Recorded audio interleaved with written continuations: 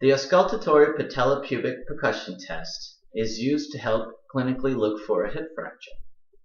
The test is performed with the patient in supine and the placement of a stethoscope over the patient's pubic symphysis. The clinician listens while tapping each patella with a reflex hammer, comparing the two.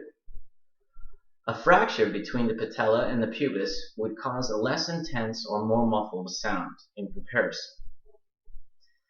A 2012 meta-analysis of diagnostic special tests for the hip showed a pooled sensitivity and specificity of 95 and 86% respectively, and reported a strong diagnostic accuracy for femoral fracture. To perform the test, have the patient supine with legs symmetrically extended. Place the head of a stethoscope on the patient's pubic bone, or have them place it there for you.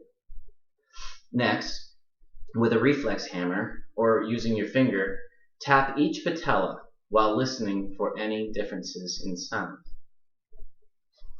Any fracture or disruption along the way would decrease the intensity of sound.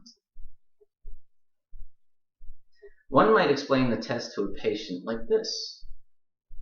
This test is used with a tapping tool and a stethoscope. With this, I can hear if something happened in your leg or your hip when you injured yourself. We place this piece right here, where the bone is in your lower waist, right in the pubic bone right here. While tapping with the hammer or with my fingertip on your kneecap, I can hear a sound travel up through the stethoscope. I'll be listening for differences between the tapping and the sound from the tapping of one knee to the tapping of the other. May I do this test with you? Yes. Very good. Why don't I have you lay down? Okay. Very good. All right. So, as we spoke about before, could you place the head of the stethoscope onto your pubic bone? Excellent.